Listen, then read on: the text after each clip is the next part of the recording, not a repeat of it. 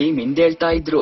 ಗಣಪತಿಯೇ ಗಜಮುಖನೇ ನಿನಗೆ ವಂದನೆ ಅಂತ ಹಾಡಿ ನನಗೆ ಭಕ್ತಿ ಸಮರ್ಪಣೆಯನ್ನ ಮಾಡ್ತಾ ಇದ್ರು. ನನಗೆ ಸಂಬಂಧಪಟ್ಟ ನೂರಾರು ಗೀತಗಾಯನ ನಡೀತಾ ಇತ್ತು. ಆದ್ರೆ ಈಗ ಅಂತಹ ಉತ್ಸವವನ್ನ ನೀವು ಏನು ಮಾಡಿ ಹಾಕಿದ್ದೀರಿ ನೋಡಿ. ಅಲ್ಲಾಡ್ಸು ಅಲ್ಲಾಡ್ಸು ಅಂತ ಅಲ್ಲಾಡಿಸುತ್ತೀರಿ. ಟಾಪ್ ಟು ಬಾಟಮ್ ಗಾಂಚಲಿ ಅಂತ ಚಡ್ಡಿ ಹರಿದು ಹೋಗುವಷ್ಟು ಕಿರುಚಿ ನೆಗೆದಾಡಿ ಕುಣಿಯುತ್ತೀರಿ.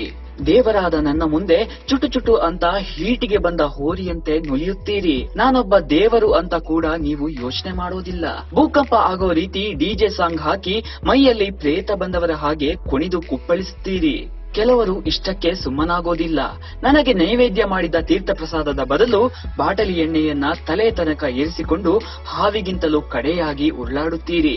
ಕುಡಿದ ಮತ್ತಲ್ಲಿ ತಲೆಗೆ ಪೆಟ್ಟು ಬಿದ್ದವರಂತೆ ನಲಿದಾಡುತ್ತೀರಿ. ಇನ್ನು ಕೆಲ ಪುಡಾರಿಗಳು ಹೆಣ್ಣು ಮಕ್ಕಳ ಮೇಲೆ ದೌರ್ಜನ್ಯ ಮಾಡಿ ಖುಷಿ ಪಡೋಕೆ ಅಂತಾನೆ ಬರ್ತಾರೆ ಅನ್ನೋದನ್ನ ನೆನೆಸ್ಕೊಂಡ್ರೆ ನನಗೆ ವಿಪರೀತ ಕೋಪ ಬರುತ್ತೆ. ಇದೇ ವಿಚಾರಕ್ಕೆ ಬಹಳ ಗಲಾಟೆ ಮಾಡಿಕೊಂಡು ಬಡಿದಾಡಿದ್ದೀರಿ. ನೀವು ಮಾಡುವ ಇಂತಹ ಕೆಲಸದಿಂದ ನಿಜವಾಗಿಯೂ ಶ್ರದ್ಧೆಯಿಂದ ಬರುವ ನನ್ನ ಭಕ್ತರಿಗೆ ಕಿರಿಕಿರಿ ಆಗ್ತಾ ಇದೆ. ಎಂತಹ ದುರಾವಸ್ಥೆ ನೋಡಿ. ನನ್ನ ಸುಂದರ ಆಕಾರವನ್ನ ಕೂಡ ನೀವು ವಿಕಾರ ಮಾಡಿದ್ದೀರಿ. ಬಾಡಿ ಬಿಲ್ಡರ್ ಗಣಪತಿಯಿಂದ ಹಿಡಿದು ಪಬ್ಜಿ ಗಣೇಶನ ತನಕ ನನ್ನನ್ನ ಏನೇನ್ ಮಾಡಿಲ್ಲ ಹೇಳಿ ನೀವು. ಇಷ್ಟೆಲ್ಲ ಆದ್ಮೇಲೆ ನನ್ನನ್ನ ತೆಗೆದುಕೊಂಡು ಹೋಗಿ ಒಂದು ಕಡೆ ಮುಳುಗಿಸಿ ಬಿಡ್ತೀರಿ. ಪಿಒಪಿಯಲ್ಲಿ ನನ್ನನ್ನ ಮಾಡ್ಬೇಡಿ, ಅದು ನೀರಲ್ಲಿ ಕರಗೋದಿಲ್ಲ.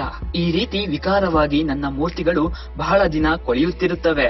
ಇದರ ಬದಲಾಗಿ ನನ್ನ ಮೂರ್ತಿಯನ್ನ ಮಣ್ಣಿನಿಂದ ಮಾಡಿ ಭಕ್ತಿಯಿಂದ ಹಬ್ಬವನ್ನ ಆಚರಿಸಿ. ನಂತರ ಮಣ್ಣಿನಿಂದ ಮಾಡಿದ ನನ್ನ ಮೂರ್ತಿಯನ್ನ ನೀರಿನಲ್ಲಿ ಬಿಡಿ. ನಾನು ನೀಟಾಗಿ ಕರಗಿ ಹೋಗ್ತೇನೆ. ಅರ್ಧಂಬರ್ಧ ಕೊಳೆತು ನಿಂತು ನನಗೆ ಅವಮಾನ ಆಗೋದು ತಪ್ಪುತ್ತೆ.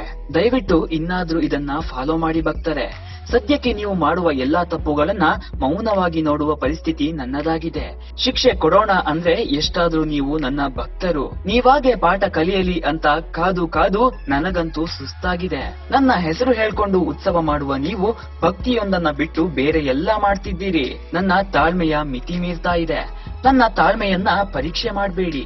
ಈಗಲೇ ನನ್ನ ಈ ಸಂದೇಶವನ್ನ ಎಲ್ಲಾ ಭಕ್ತರಿಗೂ ತಲುಪಿಸಿ. ನಿಜವಾಗಿಯೂ ಭಕ್ತಿ ಅಂದ್ರೆ ಏನು ಅಂತ ಎಲ್ಲರಿಗೂ ಅರ್ಥ ಮಾಡಿಸಿ. ಇಲ್ಲ ಅಂದ್ರೆ ನಾನೇ ಪಾಠ ಕಲಿಸ್ಬೇಕು ಅಂದ್ರೆ ಸರಿ, ಆಯ್ಕೆ ನಿಮಗೆ ಬಿಟ್ಟಿದ್ದು.